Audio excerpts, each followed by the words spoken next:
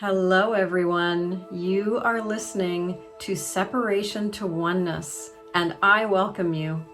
I'm Niki Hughes, and we will delve into the profound subjects of life, love, and spirituality.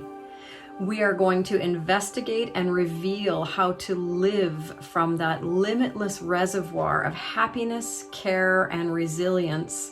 And then once there, how we can allow ourselves to move into the space of bliss, the connection to everything. And that's what I call oneness. And so to find out more about my work, please visit my website. I am at elementalbalance.ca. I really hope you enjoy this episode, and if you feel it's valuable, I ask that you would kindly share it with someone who's important to you. Hello, everyone, and welcome to episode 1 of my podcast, Separation to Oneness with Niki Hughes. So that's me. I'm Niki Hughes, and I am a heart-centered healer, and I serve others through hypnotherapy, through sound healing, energy balancing, trauma release. I'm a mindfulness and meditation teacher as well, and I'm an author. This year, I published my first book, Radical Self-Love, Live a Vibrant Life Beyond Fear and Limitation, as a way of helping others to clear out the stuff that stands in front of your heart that blocks you from feeling really, really good about yourself.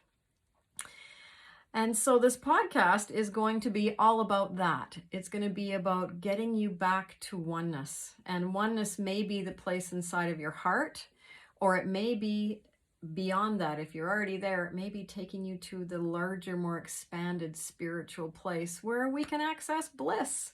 And isn't that wonderful? And ways to bring that bliss into your everyday living. Because life is supposed to feel good. And you're not broken. You have everything you need inside of you, and so it's just figuring out and finding those wonderful inner resources and tools that are going to help you get to that place of clarity where your heart can then radiate and shine and be out in this world. So as a heart-centered healer, it is my personal mission to bring more oneness and more heart connection into the world. And I do this through individual healing and activation, through spiritual awareness, and expansion and the exploration of the non-physical, which is always a lot of fun. And the resulting bliss, the place when you can pull yourself up into that oneness where everything is wonderful, and just being able to bring that bliss back into your everyday experience. This is what excites me, helping people open up that divine spark inside of their own heart so that they can start shining their light out into the world, because life is supposed to feel good. And so I'm going to help you get there. And so on the podcast, I'm going to bring in healers, I'm going to bring in channelers, I'm going to bring in energy folks, energy workers, metaphysical people, anyone that has something to share about their journey to oneness that might help you make your journey a little bit easier. So you're going to get tips and help and tools, and a lot of really good, juicy conversations. Stimulating conversation about what's out there and how you can pull that in to make your life even better. And so why do I focus on this? My story is a lot like a lot of other people's stories. I grew up in a wonderful family, but I had my own set of wounding, and I lived a very sort of a disconnected life from my feelings, from my own internal body. And so I always too felt like something was missing, and I was searching for something external to fill that, whether it was relationships, activities, work, whatever that is. I did a lot of work in my life, but nothing that I did from that external perspective helped fill the hole. Kept me tired, kept me busy, but it just still, I felt that inner ache inside of myself that something was really missing. So those wounds kept running. And I know for me, my major wound was people pleasing. That's what it resulted in. And I know a lot of women out there, and a lot of men too, are stuck in this people pleasing role, where you don't even get to understand what it is that you want, because you're so busy making everybody else happy and meeting everybody else's needs. There's just no time in your day. There's no time in your day to figure out what's important to you.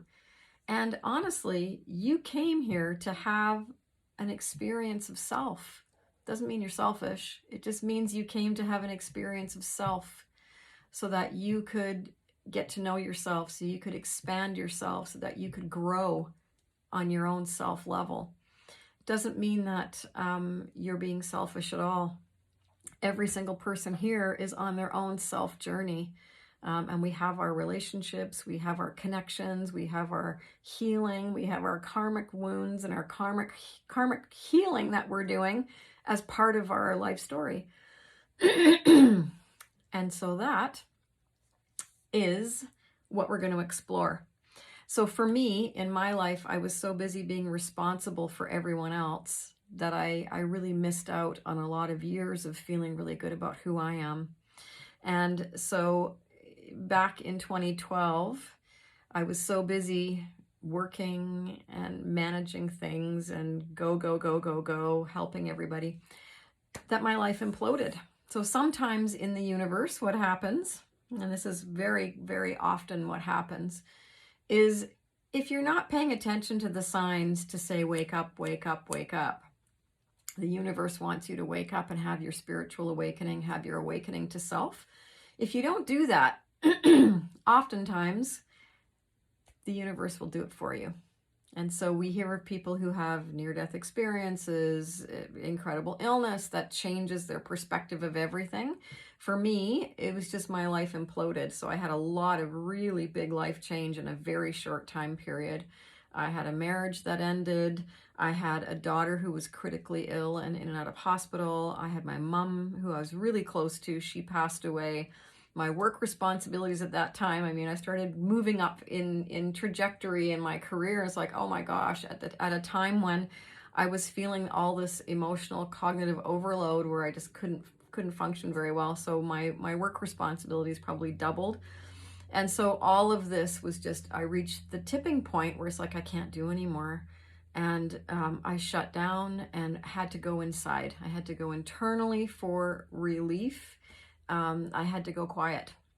And this was really, really good for me. Hard, but good. And that's when the healing began. So I started my healing journey back then, and did a lot of energy work, a lot of past life work, hypnotherapy, a lot of training, because a lot of times when you take training, when you are out learning a skill, you're actually healing. Right? I know when I wrote my book, that was part of my healing journey. Everything that you do to take yourself forward in life, whether it's to teach a course or learn a course, you're actually in a process of doing your own healing in that moment. And so I did a lot of years of healing through education, because I'm a lifelong learner. I have a really active mind. And this was my salvation, being able to do all of this wonderful, wonderful learning and being able to help others, because I'm someone who likes to be in service. And so those difficult moments birthed a beautiful journey for me, where I was able to connect to me, to the real me, my own heart, and open up to my own spirituality and everything that has to offer in terms of lifting your frequency so that everything in your life changes, opening yourself up to a really deeper understanding of who you are, being able to manifest the things that you want to manifest because you're not blocked. So all of these things are available to you, and they were available to me, and they're available to you. And I would really like to help you get there through these wonderful conversations that we're going to have, the tips, the tools. I'm just so excited because I'm going to learn so much too. And we're going to talk about energy systems. We're going to talk about spirituality, programming limitations, emotions, metaphysics. And I know me, we'll probably do a little bit of hypnotic journeying or meditation along the way as well, because meditation is something that really, really saved me. And I find even now that if I go a couple of days without meditating, because, life gets in the way, I don't feel very good. And so that is something that I know I need to do for myself, is to just go inside and get quiet. And I know that can be really hard for a lot of people, especially when you're starting out. Just remember, as with everything, meditation is a practice. And so you're practicing, and every day will be different because every day is different. So just keep at it. right? Just keep at it. So I might be giving you some little tips and techniques about how to meditate and how to make it easier for yourself. So this is all about connecting to you, to that inner part of you, and being able to really feel who you are and why you came here. We're all here to have that journey of self. And so you have a purpose, and understanding what is that purpose. And I just want to say too that it may not be your purpose is to change the world. You may not have a purpose of discovering something that saves the planet. I mean, there's people out there that are going to do this work, and it's going to be beautiful and brilliant. Your purpose might be to go inside and find yourself. Your purpose might be to support the family that you're connected to. Your purpose might be to be connected to animals, or to help nature, to help in nature. Your journey may be just a quiet journey, and that is a very, very important purpose. So you don't want to get caught up in the expectations of the world. This is about your personal journey. And so we're going to do some work to figure all that out and talk about purpose, and talk about how your purpose may change over time. Oftentimes we can cover off 2 or 3 purposes in our lifetimes. And I know this from the work that I do with past life regression, where we go into the past and clear out something that may be stopping you from moving forward. And also from my work in current life hypnosis, spiritual hypnosis, and in spiritual regression, where we go out and access the spirit realms and talk to all of those beautiful divine beings of light and guides that are helping you and helped you set up what you came here to do, right? So follow your heart and follow your emotions.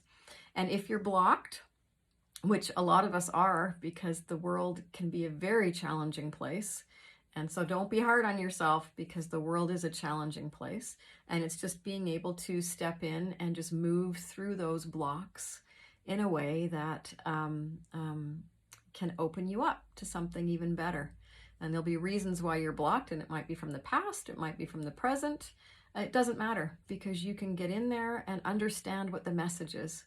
So as somebody who works with the unconscious mind in all of the work that I do, I know that that unconscious mind is always trying to help you. It's always trying to move you forward. It's always trying to move you away from pain. And there's always a message in there for you too. So I've recently done a couple of short videos on how to change a negative feeling in your body. But I want to point out that the unconscious mind uses your body as its messenger. And so when you have a negative feeling, a negative thought, a negative feeling, especially a negative emotion that's coming up in your body, there's a message in there for you. You need to look at your emotions as your guidance system. And I cover that off in chapter 7 of my book. It's all about how your emotions are your power system and your guidance system. And the very simplistic thought around that is, if it feels good, do more of it. If it feels bad, don't do more of that. So, but there's a lot more in it than that, and how to move and shift out of emotions. So it's really, really important as you start to come into that connection to yourself, that you are honoring and understanding and being really aware of the emotions that are coming up, because they're really trying to help you. So I'm going to leave it there for today. This is just sort of a quick introduction to this podcast, Separation to Oneness. So this will be about the separation of self to the oneness of self, getting back to your own sense of oneness and your own journey and what your purpose is and how you're moving forward with love and light and putting yourself out in the world in a way that's the right way for you. And beyond that, the spiritual oneness, being able to connect and expand into that so that you can feel the collective consciousness, the greater sense of bliss, all of the love and compassion that's out there for you. And you can bring that into your daily living so that you can have a much better experience here on this earth, where we are learning so much about each other, about love, about separation, and about the world. So I'm going to leave it here with you. And thank you so much for listening to episode 1. I will have a guest on my next podcast in the next 2 or 3 weeks. And we're going to talk about something really exciting. So stay tuned. And if you really enjoy this, I hope you will subscribe so that you get updates. You get updates for when we have a new podcast running. Thanks so much and have a wonderful day.